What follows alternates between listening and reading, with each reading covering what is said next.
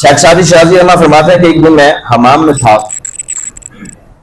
کہ میرے ایک دوست نے مجھے مٹی لا کر دی اور اس مٹی سے خوشبو آ رہی تھی. تو شیخ سعدی شرازی رحمہ فرماتے ہیں میں نے مٹی سے پوچھا تو مشک ہے یا عنبر ہے کہ تیری خوشبو نے مجھے مست کر دیا ہے؟ تو فرماتے ہیں مٹی نے مجھے جواب دیا نہ میں مشک ہوں نہ میں عنبر ہوں. اب اللہ کے ولی شیخ سعدی شرازی رحمہ کس سے گفتگو کر رہے ہیں؟ مٹی سے گفتگو کر رہے ہیں اور مٹی انہیں جواب دے رہی ہے. ہم مٹی سے گفتگو کر سکتے ہیں؟ نہیں.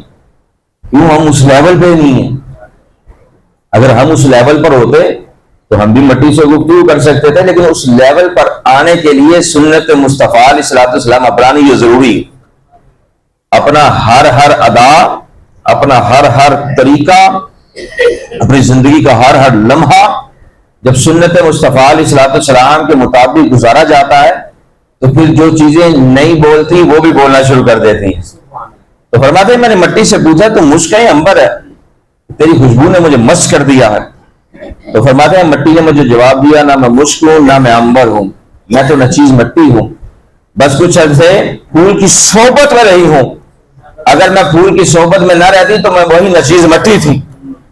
اگر مٹی کے اندر چند دن پھول کی صحبت میں رہنے سے خوشبو آ سکتی ہے تو ولی اللہ کی صحبت بندے کے اندر معرفت الہی کی خوشبو کیوں نہیں پیدا کر سکتی؟